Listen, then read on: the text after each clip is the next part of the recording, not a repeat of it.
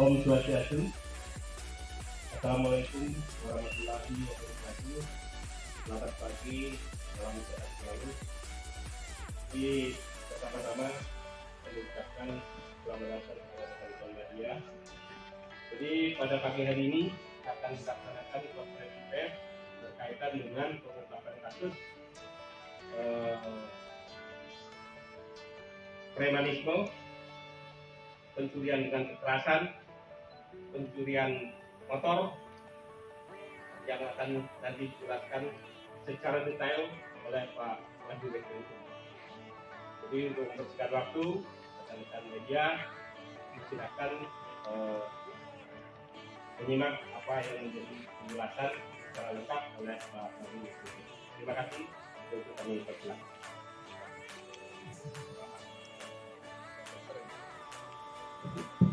Om Swastiastu. Assalamualaikum warahmatullahi wabarakatuh. Selamat pagi dan salam sejahtera sekalian. Hormati rekan-rekan sekalian yang hadir, rekan-rekan pers, Mas, anggota sekalian yang saya banggakan.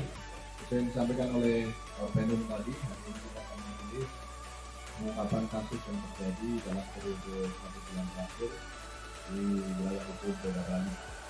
Dan mungkin rekan-rekan juga sudah melihat sama-sama ada beberapa. Silakan atas dasar kesepakatan. Tapi manakala penarikan itu menggunakan kekerasan, ancaman, apalagi penganiayaan, kami dari Polda Bali tidak akan segan-segan menindak segala bentuk premanisme yang terjadi di wilayah hukum Polda Bali.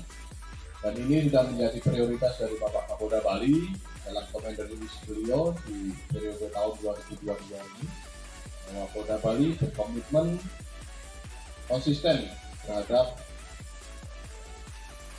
pengungkapan ataupun penanggulangan kejahatan organized crime, atau dalam hal ini yang diartikan adalah kejahatan premanisme. Kemudian yang kedua juga kami ingin mengingatkan juga kepada seluruh banyak kejadian pimpinan tahun. Kemudian ketika hilang masyarakat baru juga ya. Kemudian yang ketiga, pesan juga yang saya bacakan kepada masyarakat yang kebetulan sebagai turis baik mancanegara ataupun warga lokal, tolong hati-hati membawa propertinya. Kejahatan kuras atau jambret ini tidak hanya mengintai pada warga masyarakat WNI atau warga negara asing yang bergerak dari tapi warga negara lokal juga yang kebetulan berturis, karena dia menggunakan HP, mungkin baru keluar dari tempat hiburan, wisata, kemudian menggunakan HP dan mana, bisa menjadi korban tindak pidana kuras atau jambret. Ini salah satu yang diungkap adalah periode sekali lagi masyarakat di luar sana yang kebetulan masing-masing banyak kali sebagai wisatawan, hati-hati membawa properti, simpan di tempat yang aman, gunakan tas kalau perlu, jangan main HP di kotor. Ini banyak sekali masyarakat luar sana yang menikmati Bali ya, sambil naik motor, sambil bawa HP, mungkin bisa untuk mobil atau sebagainya, dan sambil merekam. Tidak saja mereka melakukan atau orang yang mengintai dengan kita, kemudian itu berkeputusan. Ya itu rekan-rekan, tidak pesan dari kami dari Polda Polda Bali, kepada seluruh masyarakat di luar sana supaya berhati-hati. Kalau tindak pidana terjadi, tidak ada dalam kesempatan. Tolong kesempatan yang bisa kita tutup ini ya, pengacara dan kita terkait dengan berita yang viral kemarin. Jadi ada 7 orang kalau nggak salah atau 6 orang mendatangi gudang, kemudian mengambil objek pinjam atau leasing, dan karena tidak diberikan diambil secara paksa tidak dibuka. Kemudian korban melapor kepada kita dan kita lakukan penyidikan. Saat ini sedang proses penyidikan. Kemudian yang kasus curanmor juga terjadi dalam periode bulan lalu dan terjadi di wilayah hukum Polda Bali. Kemudian dua kejadian surat juga dengan sasaran kos-kosan. Kemudian dengan keberadaan HP ya. Kemudian curas adalah jambret yang kejadian terhadap warga negara Indonesia yang kebetulan dia sebagai wisatawan. Dia tidak sadar ketika diintai, kemudian bawa motor lengah dan kemudian motor diambil oleh pelaku. Itu sebagian garis besar rekan-rekan kasus yang kita rilis hari ini. Jadi ada 1 curanmor, 1 curas, jambret, 2 surat atau kemudian dengan keberatan di tempat kos, dan 1 kasus pencurian, perampasan, pengancaman dan kekerasan terhadap barang. Saya rasa itu yang bisa saya sampaikan. Nanti kalau perlu ditanyakan silakan rekan bisa menyampaikan. Kurang lebih saya mohon maaf. Saya akhiri dengan Para Santi. Om Santi Santi Santi Om. Assalamualaikum warahmatullahi wabarakatuh. Boleh bisa tanyakan? Kronologi? Yang leasing. Jadi secara garis besar, pihak leasing itu sudah menarik objek mobil berupa sebuah mobil Miracle Mitsubishi. Mirage, burung dara Miracle. Kemudian diamankan di salah satu gudang.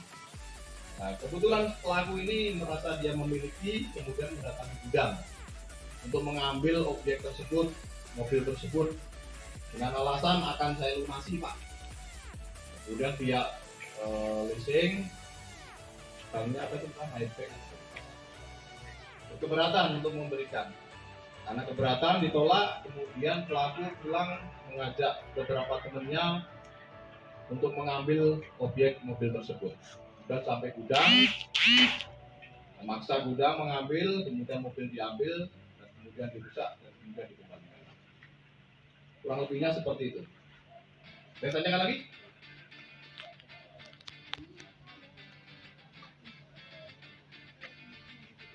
Ini malah justru dari pihak ketiga yang merasa sebagai pemilik. Sebenarnya dua pihak ini punya hak yang sama. Pihak leasing, manakala ada pihak ketiga yang tidak mentaati kewajiban untuk membayar angsuran, bisa melaporkan ke kepolisian dengan pasal undang-undang fidusia karena dia melanggar kesepakatan fidusia. Masyarakat demikian juga bisa melaporkan kepada pihak kepolisian manakala objek yang dia kredit itu diambil paksa oleh leasing atau oleh pihak ketiga. Rata-rata leasing kan menyewa pihak menarik objek. Apabila dia ditarik, kemudian tidak ada kesepakatan dan ditarik secara paksa, apalagi dengan kekerasan, pengancaman, apalagi penganiayaan, silakan untuk melaporkan kepada kita. Karena itu tidak dibenarkan sesuai aturan hukum. Jadi leasing hanya dibenarkan untuk menarik secara sukarela. Apabila datang, kemudian dari pihak kreditur baik-baik, kesepakatan, nanti akan saya cicil Pak, silakan objeknya diambil, sepakat, sukarela, itu diperbolehkan. Tapi manakala tidak sepakat, kemudian menggunakan cara-cara seperti yang kejadian ini, memaksa, mengambil, merusak, itu akan berhadapan dengan aturan hukum yang berlaku di Indonesia. Nah, nanti silakan didalami dengan kasus ya. Ada korbannya nggak? Korbannya pihak dari balai lelangnya. Ya. Cukup ya rekan-rekan. Nanti silakan didalami dengan penyidik atau pandang terkait dengan kronologis kasus yang kita ungkap pada siang hari ini. Terima kasih. Cukup barangkali dari media menunjukkan diri. Ya.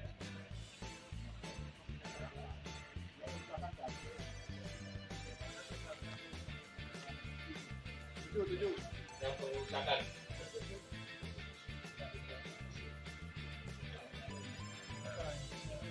Jadi ini yang pengusakan dengan BB batu, kemudian mobil. Mobil sementara tidak bisa dihadirkan, jadi pakai karena rusak. Ini ada foto.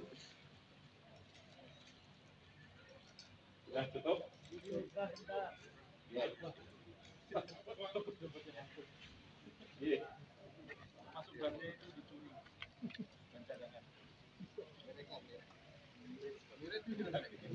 Cukup? Oke, terima kasih. Yang mana Rizky? Ini Rizky sama Immanuel. Ini. Rizky sama. Ini tersangka Immanuel. Izin Pak Wadid. Ya. Ini tersangka Immanuel sudah kita rilis di saat operasi sikat kemarin. Yang bersangkutan sempat dilakukan tindakan tegas dan terukur, dan saat ini sudah sembuh. Dan Bapak satu ini, saya nanti sebutkan inisial saja, bahwa perannya dia adalah membantu menjualkan di marketplace. Membantu menjualkan di marketplace, tentunya seperti rekan-rekan tahu mungkin yang grup-grup STNK only dan sebagainya. Nah inilah perannya dia membantu menjualkan. Dia mendapat COD langsung sama saudara Immanuel. Oke, jelas tekankan ya. Yang curhat Pak, curhat. Ya, sekarang yang curhat. Yang curhat ini bertiga. Chandra. Nah, Chandra yang berdua, dia berdua. Jadi setiap TKP dia melakukan berdua. Jadi ada satu orang yang dia melakukan di 2 TKP, yang lainnya sendiri-sendiri ya. Uangnya yang digunakan untuk apa? Kebutuhan sehari-hari. Sama. Sama Pak. Kebutuhan sehari-harinya apa? Di mata. Bapak ini inisial T, dia merupakan residivis, saat ini sebenarnya masih PB, pembebasan bersyarat. Begitu keluar dari lapas, yang bersangkutan melakukan lagi dengan TKP di sekolahan. Barang buktinya adalah laptop. Ini laptopnya. Jadi memang dia spesialis mungkin pencurian pemberatan di sekolahan. Mana TKP-nya? Kalimutu. Akan untuk apa? Buat makan sehari-hari. Nah ini. Padahal masih PB, seharusnya dia memenuhi aturan, dimana jangan melakukan lagi, ternyata melakukan lagi. Saya nggak tahu nanti hukumnya seperti apa. Ya, sama kasus yang sama. Divonis berapa lama, Bu? 3 tahun, baru menjalani berapa? Baru menjalani 2 tahun, kurang setahun, karena ada dampak pandemi COVID kemarin, ada asimilasi dan PB ya, dapat PB, tapi melakukan lagi. Kemudian siapa lagi yang belum ya? Kamu yang Jamret ya. Yang Jamret, Curas, TKP di mana? Ubud. Ya, TKP-nya di Ubud.